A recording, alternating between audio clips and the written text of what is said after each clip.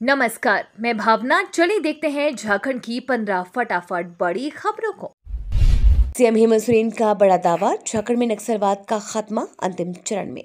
झारखंड के मुख्यमंत्री हेमंत सोरेन ने घोषणा की कि राज्य पुलिस और केंद्रीय रिजर्व पुलिस बल राज्य में नक्सलवाद की समस्या को खत्म करने के अंतिम चरण में है।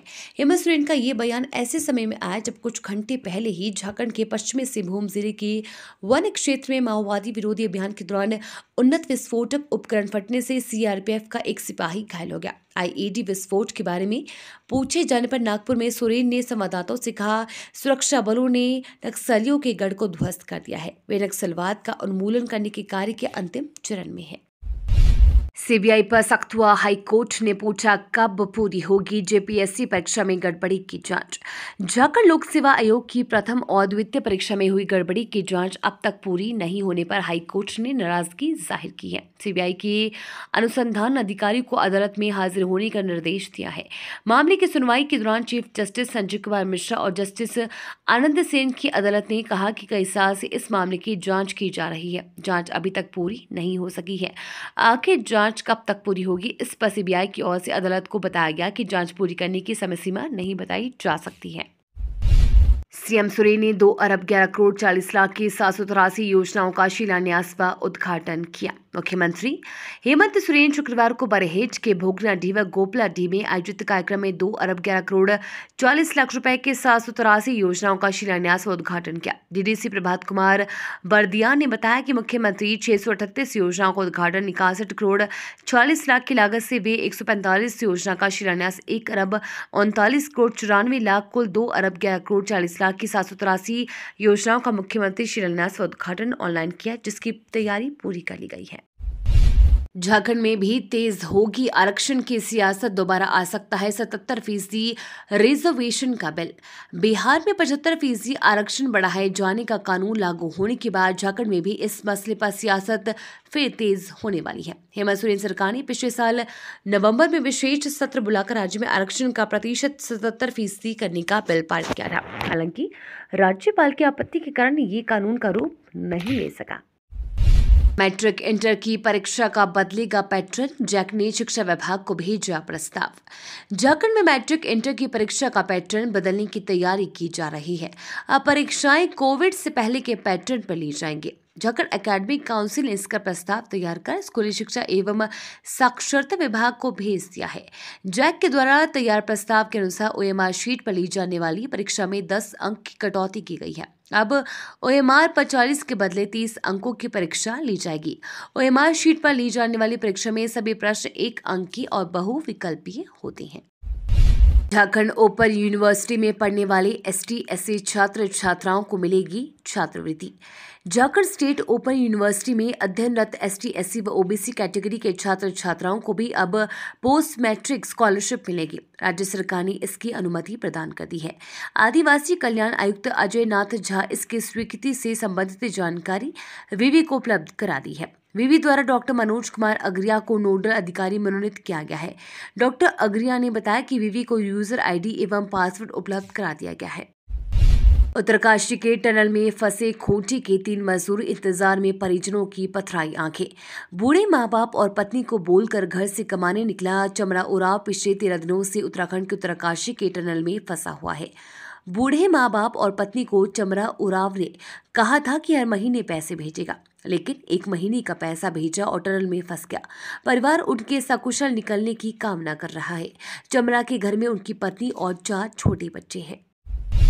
सुप्रीम कोर्ट के आदेश के बाद भी झारखंड हाई स्कूल शिक्षकों के 3000 से अधिक पद रिक्त।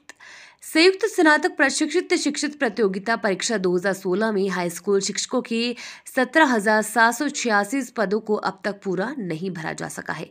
अभी भी 3000 से अधिक पद खाली है। उधर झारखंड कर्मचारी चयन आयोग की ओर से सुप्रीम कोर्ट के आदेश के बाद लगभग 4500 से अधिक अभ्यर्थियों की नियुक्ति की अनुशंसा की जा चुकी है।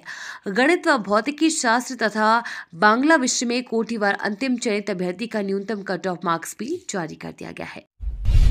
सरकार ने सोशल मीडिया कंपनियों को डीप फेक के खिलाफ सख्ती से कार्यवाही करने के दिए निर्देश। सोशल मीडिया प्लेटफॉर्म पर डीप फेक जैसे कंटेंट और मिस इन्फॉर्मेशन से सख्ती से निपटने के लिए संचार और आईटी मंत्री अश्विनी वैष्णव ने नए रेगुलेशन तैयार करने के निर्देश दिए हैं। इसके एक दिन बाद राज्य मंत्री राजीव चंद्रशेखर ने शुक्रवार को सोशल मीडिया कंपनियों को डीप फेक और मिस इन्फॉर्मेशन के खिलाफ सख्ती से क्रैकडाउन करने का निर्देश दिया है।